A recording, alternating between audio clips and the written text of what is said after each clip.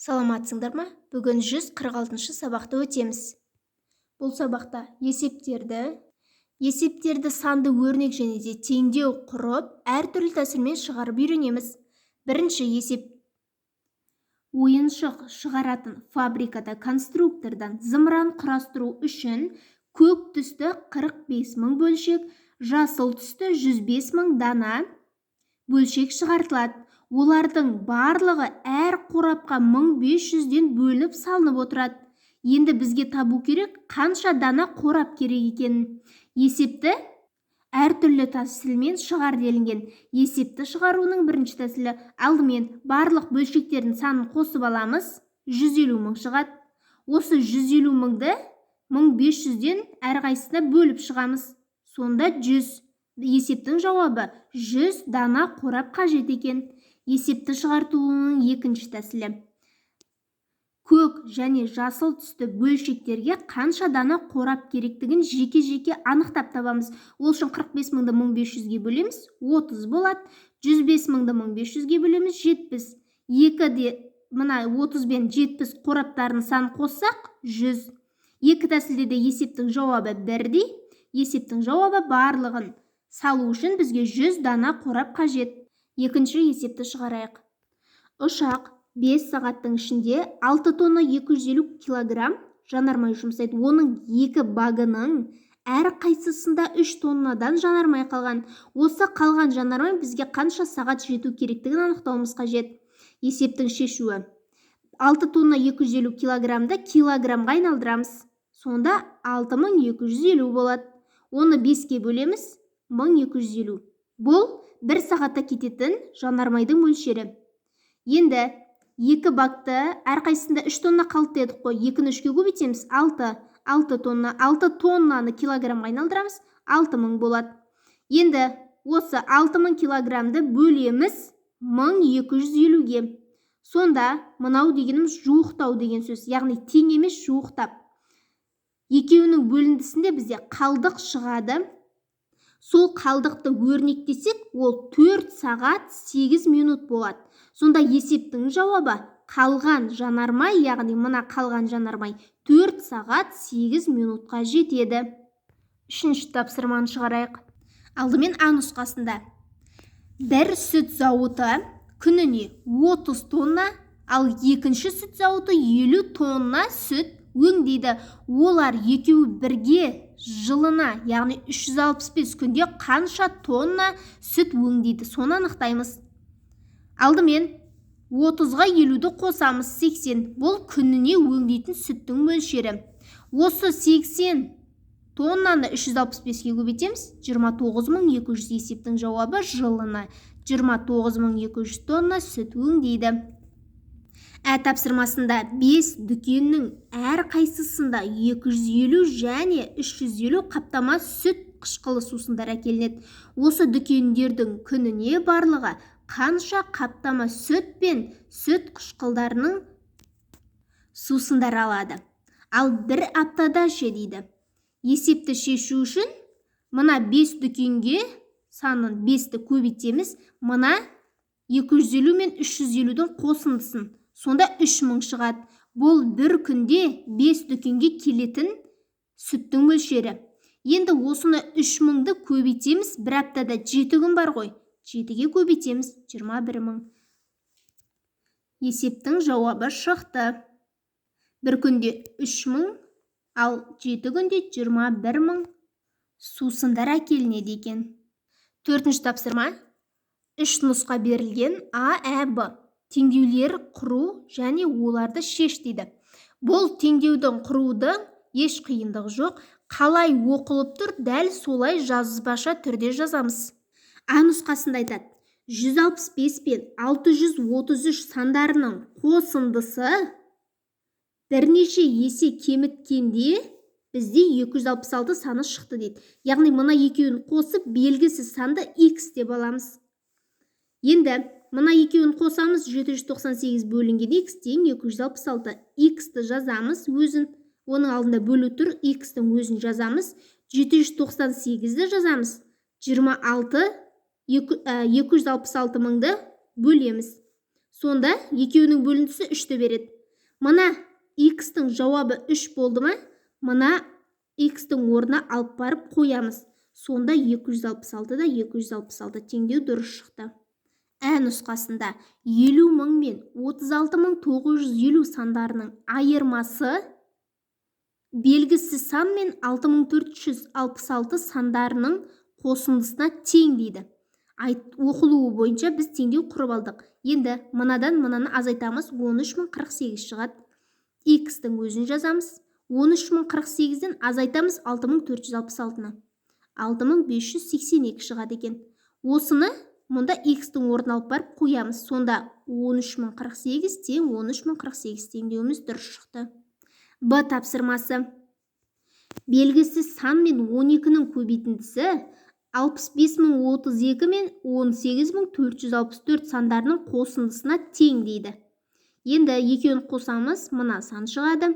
X тең 83.496, 12 көбейтіліп тұр, теңдіктің мына жағына бөлу амалы болып өтеді. Сонда 6958. Осыны мұнда X-тің орнына алып барып қоямыз, тексереміз. Сонда 83.496 тең 83.496, есебіміз дұрыс шықты. 5-ші тапсырмада есептің сызбасын сыз және оны шығар. Ғарыш айлақтағы екі байқау алаңынан туристер мінген жеңіл көлік пен автобус бір уақытта бір-біріне қарама-қарсы қозғалыс жасайды. Сонда 3 сағаттан кейін мына екі көлік кездеседі. Автобустың жылдамдығы 15 км сағат болса, жеңіл көліктің жылдамдығы автобустан қарағанда 4 есе артық екен. Жалпы арақашықтық неше деп сұраптыр. Міне, В мынау бізде жылдамдықтың белгіленуі осылай. В автобус тең 15.000 км бөлінген сағат. В жеңіл көлік қанша екені белгісіз, бірақ мынадан 4 есе артық дейді. Жұмсалған уақыт 3 сағат. Арақашықтықты S деп белгілейміз. Есепті шешіп аламыз. Жылдамдық жеңіл көліктің жылдамдығын табамыз. Ол үшін 15-ті 4-ке көбейтеміз, 60 болады. Бұл жеңіл көліктің жылдамдығы. Енді есептің шартында тұр бізде. Міне, қарама-қарсы бағытқа шығып, қарама-қарсы қозғалыс болса, біз жылдамдықтарын қосамыз. Автобус пен жеңіл көліктің жылдамдықтарын қосамыз. Сонда 75 км бөлінген сағат. Енді жалпы S-ті анықтау үшін V көбейтілген Т жылдамдық пен уақыттың көбейтіндісіне тең. Жалпы жылдамдығымыз 75, уақытымыз 3-ке тең. Екеуін көбейтсек 225. Есептің жауабы байқау алаңдарының міне арақашықтығы бізде 225 км-ге тең. 6-шы есепте қарапайым бұл амал орындау. Тек мына бос орындары берілген осының бос төркөзге сан қойып теңдік тура шығатында етіп есептеуіміз қажет. 754-тен азайтамыз, 103 шығу қажет. Ол үшін 754-тен азайтамыз 103-ті. Одан шыққан мәнді мұнда жазамыз. Екеуінің азайтындысы бізде 651-ге тең. Торкөздің орнына 651-ді қоямыз. Міне. Бірінші алғашқы 3 есептің жауабы. Мына астын карандашпен сызып қойғаным біздегі бос торкөздер. Міне осындай сандарды қойдым. Екінші бағандағын орындау үшін 117-ге 94-ті қосамыз. Және бұдан шыққан санды тағы да 18-ге қосамыз. Сонда 229 шығады. 229-дан азайтамыз, мына екеуінің қосындысы 18. Яғни осы жерде тұрған сандарды пайдаланып, бос торкөзге біз санды орналастырады екенбіз. Мұнда біз қоямыз 2209-ды. Мынау қалған 3 есебі. Бірінші мына торкөзге 1195-ді орналастырамыз.